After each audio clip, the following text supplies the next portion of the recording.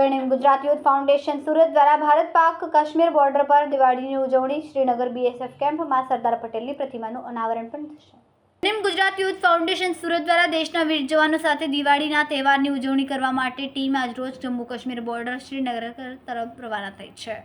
આ બોર્ડર યાત્રા સંસ્થાની 7મી ટૂર છે, જેનો મુખ્ય હેતુ દેશની સીમાઓ પર રાત દિવસ રક્ષા કરતા બહાદુર જવાનોને કુટુંબ જેવી હૂંફ અને આનંદ આપવાનો છે। શહેરના સરથાણા જકાત નાકા પાસે MIG વિમાન નજીક ફ્લેગ ઓફ સેરેમનીનું આયોજન કરવામાં આવ્યું, જેમાં શહેરના પ્રબુદ્ધ નાગરિકો, રાજકીય નેતાઓ તેમજ સામાજિક આગેવાનો ઉપસ્થિત રહ્યા હતા।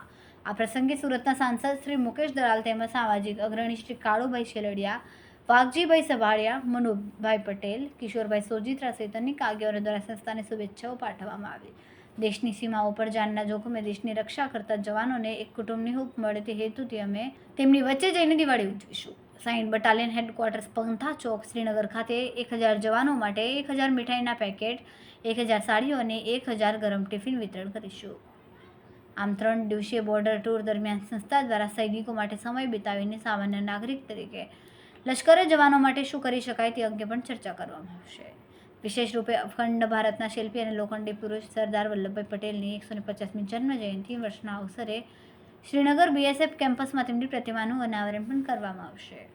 આ ટૂર દરમિયાન ઘનશ્યામભાઈ બિરલાની આગેવાનીમાં trustee Ramesh Bhadhani, doctor Madhukant Gondaliya, Ghanshyam Padra, Haresh Mangroliya, Mansukh Lakhani, JD Patel, Mahesh Kachada, Babu Vekariya, Chetan Bhalada, Durlabh Nashit અને નિલેશ વોરા જેવા સભ્યો જોડાયા। આ અનોખી પહેલ દ્વારા સુરતના સ્વર્ણિમ ગુજરાત યુથ ફાઉન્ડેશનને ફરી એકવાર દેશભક્તિના દીવા પ્રગટાવ્યા છે। દેશના જવાનો સાથે સરહદે દિવાળીની ઉજવણી કરીને સાચી રાષ્ટ્ર સેવાની ઝાંકી આપી છે। નમસ્કાર, ઘનશ્યામ બિરલા, પ્રમુખ શ્રી સ્વર્ણિમ ગુજરાત યુથ ફાઉન્ડેશન સુરત। આજરોજ અમારી સ્વર્ણિમ ગુજરાત યુથ ફાઉન્ડેશન સુરતની ટીમ 7મી ટૂર લઈ અને જમ્મુ કાશ્મીર બોર્ડર ઉપર જઈ રહી છે।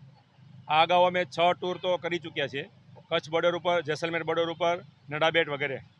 આ વખતની ટૂરની વિશેષતા એ હતી કે અમે જ્યારે આજથી 1 મહિના પહેલાં પ્રોગ્રામ નક્કી કરવા ગયા ત્યારે અમને આનંદ એ વાતનો થયો કે એણે એવું કીધું કે 20 વર્ષથી અમારું આ કેમ્પસ છે કે જેની અંદર ઇન્ડિયાથી કોઈ પણ જો સંસ્થા આવતી હોય તો સુરત, ગુજરાત અને એમાં સુરતની પહેલી અમારા માટે તો બહુ પ્રાઉડની વાત છે કે આપણા સુરતને આટલું બધું માન મળે છે।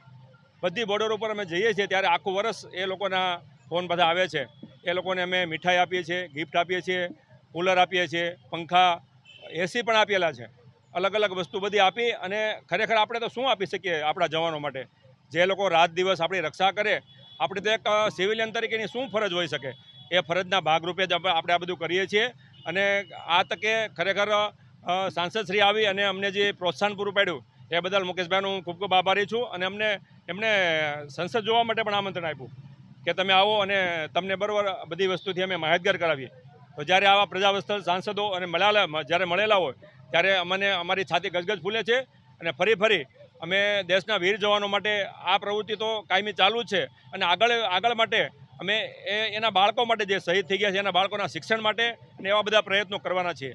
અમને સુરત શહેરમાંથી બધું બહુ સારો એવો લાભ મળે છે, એટલે લગભગ આ શહેર આપણું સેવાનું શહેર છે કે ભારતની અંદર આટલી સેવા તો કદાચ ક્યાંય નહીં થતી હોય। અને લશ્કર માટે એ લોકો એવું કહે છે કે ઇન્ડિયાની અંદર જેટલું સુરત કરે એટલું કોઈ નથી કરવું, એ માટે અમને પ્રાઉડ છે। અમને એમ થાય છે કે આને માટે અમને ભારત રત્ન મળી ગયો છે।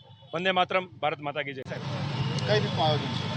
સ્વર્ણિમ ગુજરાત યુથ ફાઉન્ડેશન દ્વારા આ સતત 7મી દિવાળી સુરતથી સરહદ તક કાર્યક્રમ હેઠળ સરહદના જવાનો સાથે ઉજવવામાં આવી રહી છે।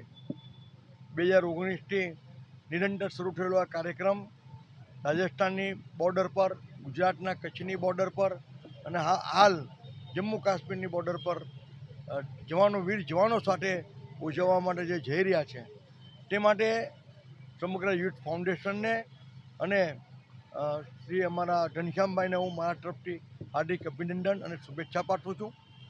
સાથે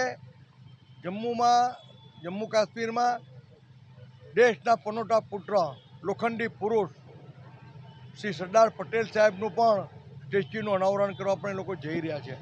આ એક ખૂબ અદ્ભુત કહી શકાય, ખૂબ વિશિષ્ટ કહી શકાય એવી દેશ સેવાનું કામ છે, તેવું સમાજ સેવાનું કામ છે। આનાથી મને લાગે છે કે સુરત શહેરના રાજ્યના દેશના ઘણા યુવાનોએ, લાખો યુવાનોએ પ્રેરણા લેવી જોઈએ અને આવનારા દિવસોમાં પણ આ યુથ ફાઉન્ડેશન જે પ્રકારની સામાજિક પ્રવૃત્તિઓ કરી રહ્યું છે, રાષ્ટ્ર ભક્તિવાળી પ્રવૃત્તિ કરી રહ્યું છે, એ જોતાં મને લાગે છે કે આવનારા દિવસોમાં પણ આ યુથ ફાઉન્ડેશન ખૂબ એની પ્રવૃત્તિનો લાગ વધારશે.